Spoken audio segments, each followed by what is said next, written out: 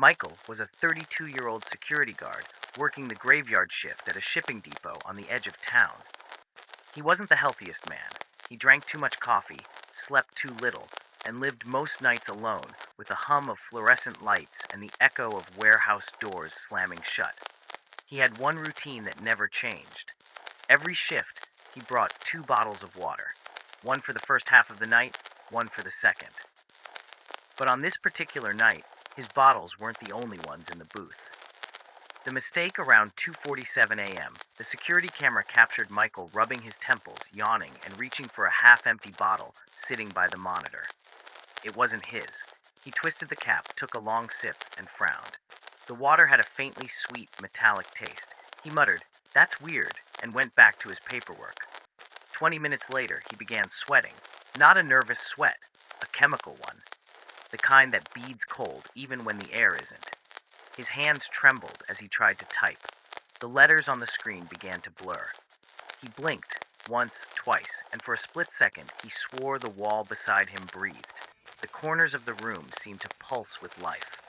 Within an hour, Michael's coworker returned from patrol to find him pacing in circles, mumbling to himself. When she asked if he was okay, he didn't answer. He just stared straight through her, eyes wide, pupils dilated, lips twitching, and said softly, "The floor's moving."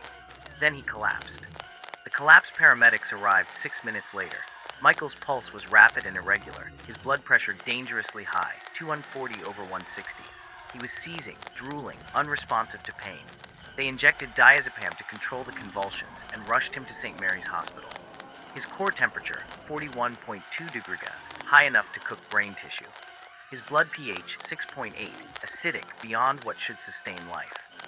Doctors thought they were looking at a drug overdose, but his tox screen came back negative for alcohol, narcotics, and amphetamines.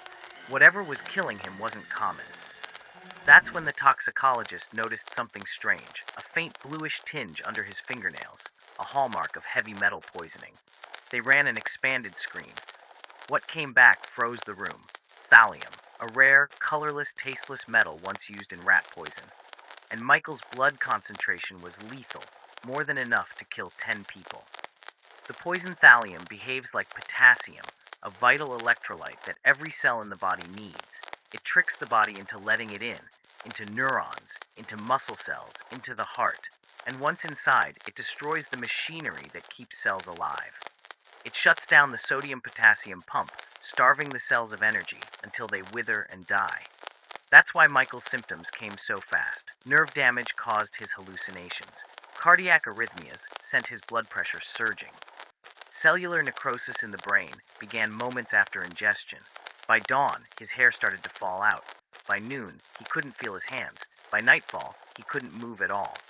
Inside his mind, before sedation, nurses recorded his final coherent words. He whispered, "There's something under my skin, crawling." He wasn't hallucinating, not entirely. Thallium affects the small sensory nerves in the skin, creating a burning, electric sensation that feels like insects moving under the flesh.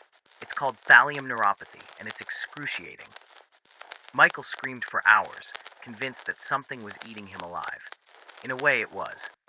MRI scans showed patchy destruction across his basal ganglia and cerebellum, the centers of movement and coordination.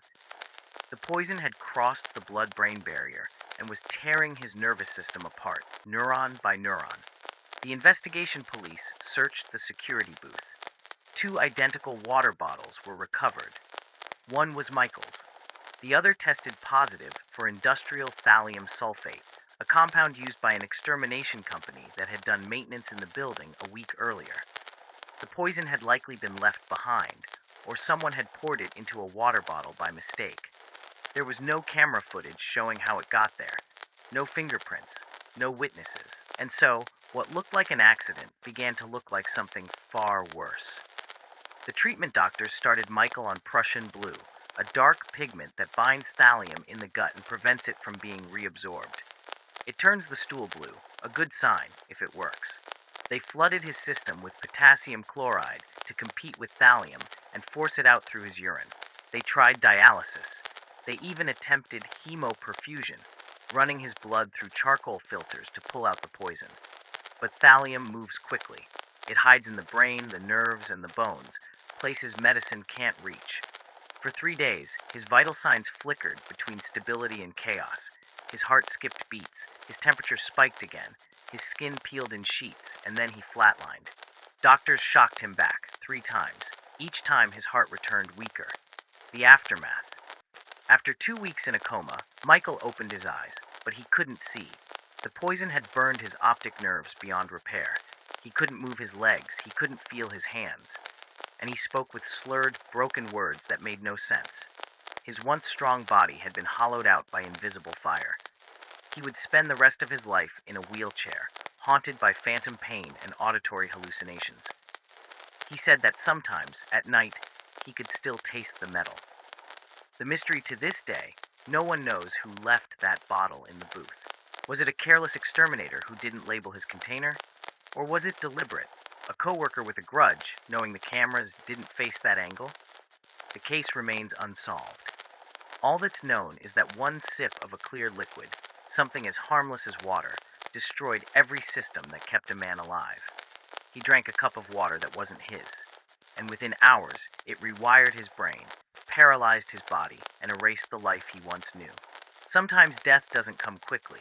Sometimes it lingers inside you, waiting, eating, until there's nothing left but the echo of what you used to be.